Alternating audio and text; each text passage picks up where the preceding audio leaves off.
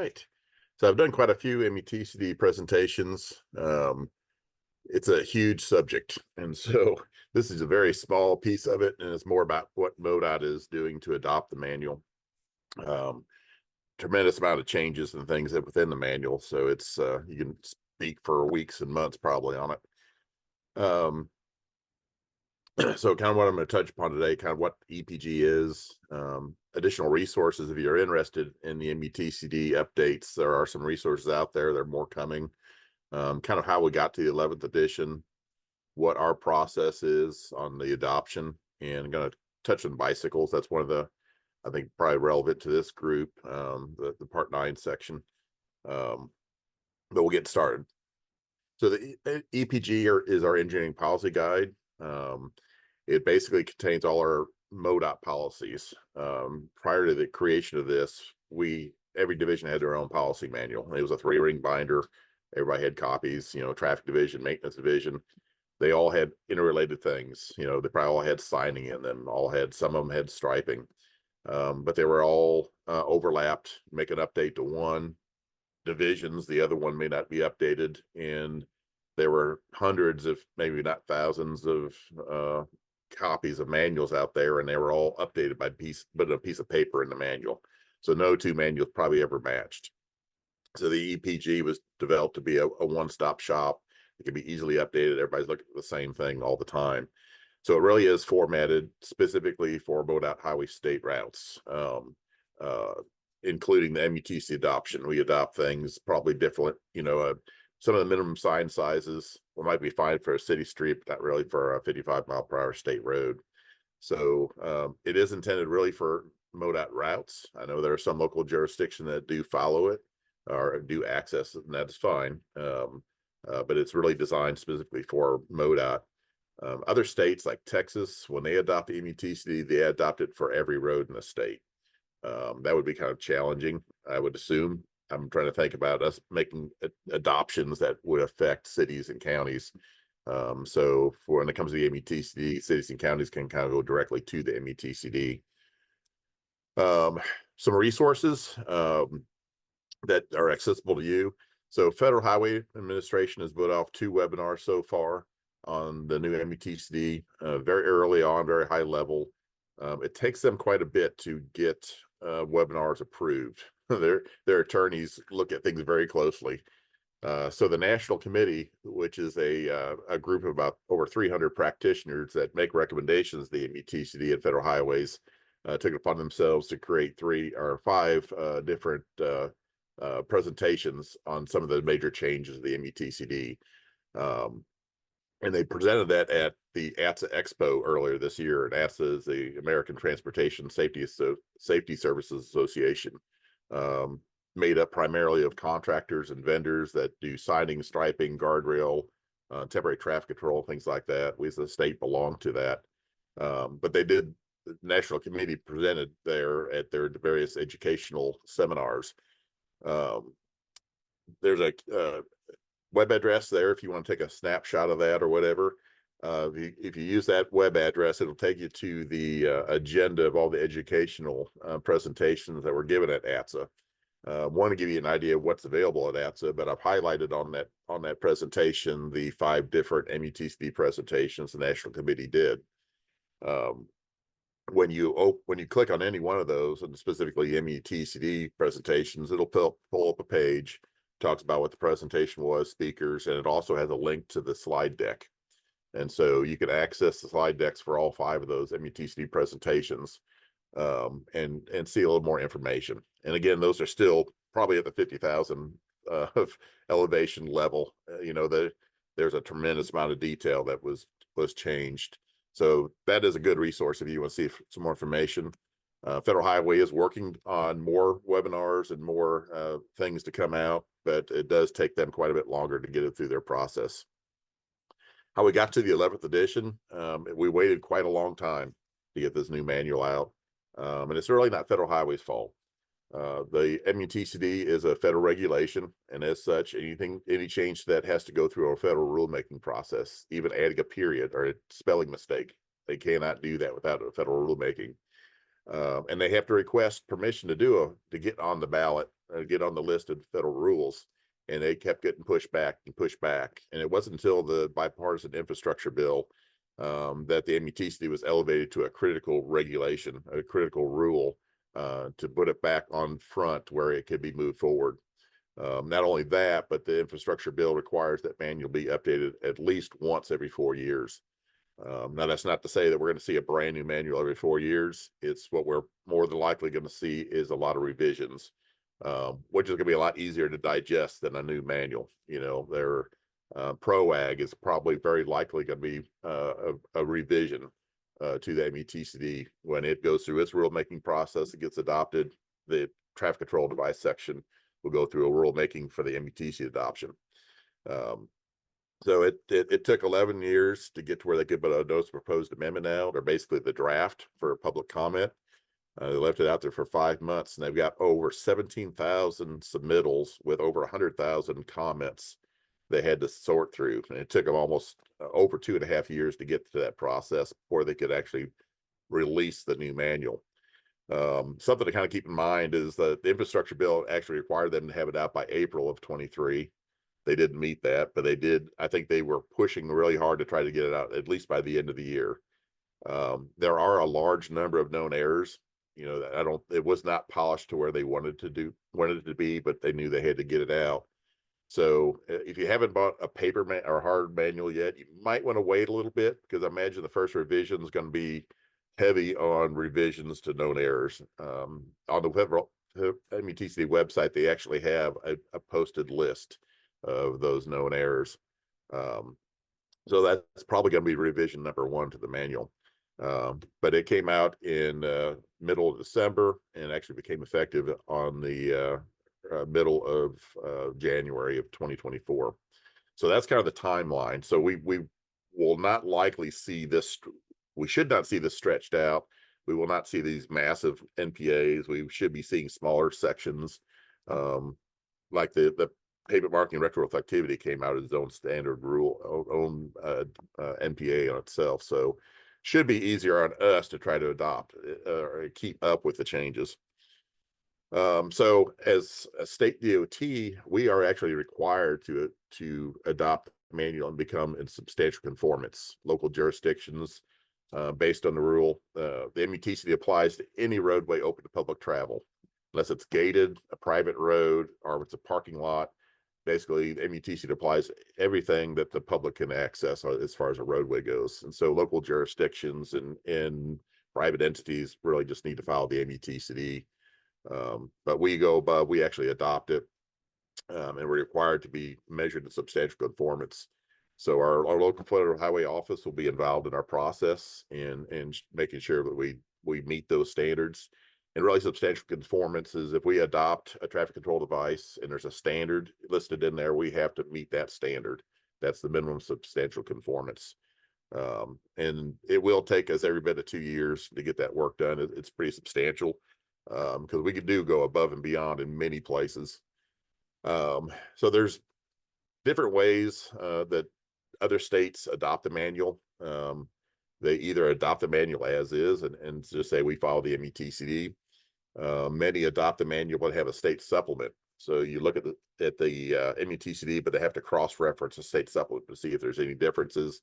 And then other states will actually create a state DOT MUTCD manual, which gives you a one-stop shop. MoDOT and Pennsylvania DOT are kind of the oddballs. We don't follow any of these standard practices. I'm not sure exactly what Pennsylvania does. I think it's similar to us, but we incorporate the MUTCD content into our engineering policy guide, again, with the idea of a one-stop shop, one-stop resource to use. And so it's not a standalone document. The content's included in there. We haven't hired a consultant to help us this time around. We've always done this independently in the past, but it's such a massive undertaking, and our staffing resources are definitely lower than they were in the past. We put a request for proposal out, and selected Kimberly Horn as the consultant to help us adopt the manual. They've actually done this for Texas in the past. They're doing it for Texas this time around as well. And they were a consultant for Federal Highway Administration's MUTCD team in the development of the manual. So they got the resources. They're used to working, creating figures and tables and so forth. So they were a good fit for us. While we are going to retain the EPG format and the integration, we are going to work to make the MUTCD content easier to find in the manual. Right now, if you look at the EPG, you have, without pulling up the MUTCD and comparing it to the EPG, you really don't know what's MoDOT specific and what's MUTCD, and we're gonna try to correct that. One of the first things we are going to do is to create an actual MoDOT MUTCD. This will not be a user document, but more of a history document. So envision the MUTCD in track change mode. Things that we don't adopt will be redlined out. Things that we add or change will be blue underlined. And then we will have white legend and green highlight for explanations and history of why those changes were made. And so that will be a history reference document. Those that do expert witnesses, expert witness testimony could use that. We can use that. And others, why did MoDOT change? You can kind of reference that. But the actual user document itself with EPG. So that's our first process. That's where Kimberly Horn is working to create that document first. And once we have that, then we move that clean content into the EPG format. So it should be, that'll be the first step. The next step is to kind of reformat things a little bit. So if you go into section 900, the EPG, that's traffic control. It's not all traffic control. Our pavement marking and temporary traffic control information are in our section 600, and that's just the way our spec book is set up. But if you don't know that, you'll never find that information. So we're actually going to create a new reformat the introduction in section 900. It'd be traffic control MoDOT MUTCD. We'll explain a little bit how we incorporate and how it's displayed, and then provide new indexing to help people find information a little bit better. Currently on the left, when you go to the section 900, you will see this type of a format, although Wiki automatically expands all those indexes to all their intermediate steps, which means you have to page through lots of pages to get to what you want. Drives me nuts, but it's kind of a wiki setup. But it makes it really hard to find things, especially if you're looking for, pavement marking or temporary traffic control. So on the right is kind of where we're looking at doing, probably having two indexes, one that's specific to the MUTCD content, part 1, part 2, and all those subsections and so forth, with the related EPG locations, and those would be hot linked. And then a second index that would be specific to the rest of the content in section 900. In that second box, you can see I've highlighted things in blue. That's the MUTCD sections. Everything in white is really MoDOT specific. So there's a lot of non-MUTCD content in section 900. So this is one of the ways we're going to look at doing that. And then even when we go into, say, 903 signing, we will move all the MUTCD content to the beginning of that and the non-MUTCD content after, instead of it being intermixed. So again, if you're looking for MUTCD content guidance, it'll be much easier to find and locate, or hopefully it will be. That's our goal anyway. The other aspect is when you look at the text. Right now, it's all black Arial font. We had not adopted the bold for standard, the italics for guidance, and you really can't distinguish what's MoDOT and what's MUTCD. So we are going to work to change that, and we're going to try to do that by, if it's MUTCD related, it'll be Times New Roman font compared to the normal Arial, the rest of the EPG. If it's word for word MUTCD, we will have it a specific color. We don't know what that is yet. We got to be 501 compliant. But in this example, maybe a gold or a brown for MUTCD.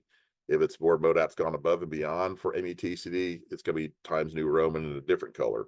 So when you look at it, if it's a colored font, it's MUTCD, and it's either directly word for word, or where we've gone above and beyond. If it's black, it's MoDOT specific.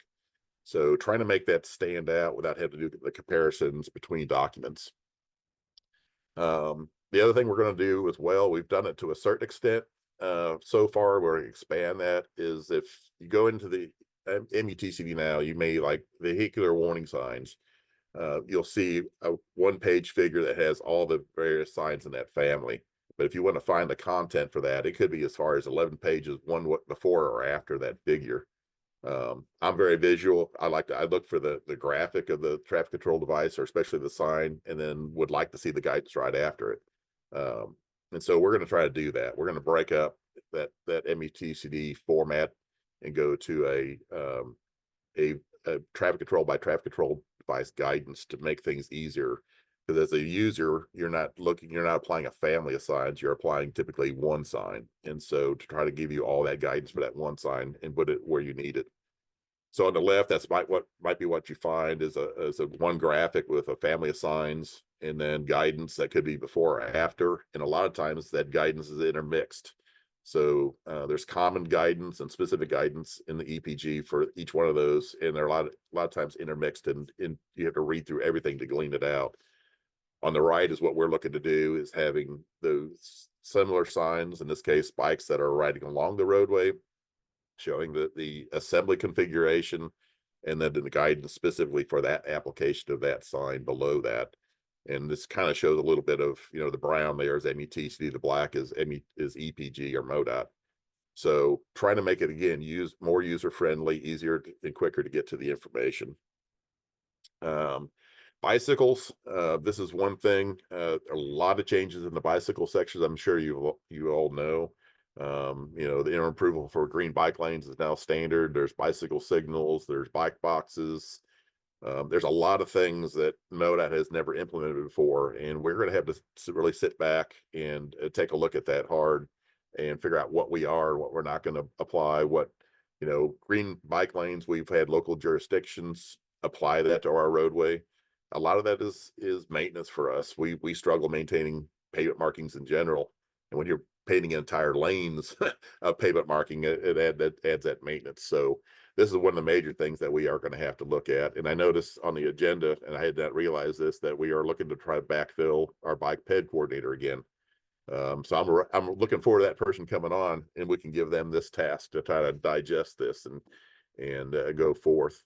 And I imagine that we will be looking for outside partner input on this as well, because it doesn't affect just us. Our roadways and local jurisdiction streets overlap. So, there's a lot of content. It's not just bicycles. There's a lot of other things that we have to digest. We're going through, and with Kimley Horn, we're kind of starting at the beginning. Really kind of start with part 2, signing. That's the biggest change of the manual. There's another, I think, over 200 additional pages of the manual, and most of that's in signing. But we are kind of eating the elephant from one end to the other. So the bicycles will be towards the end. But a lot of new stuff to digest and get through. But that's just a very short direction of where we're going, but a very big task ahead of us. So I'll open it up for any questions if there are any.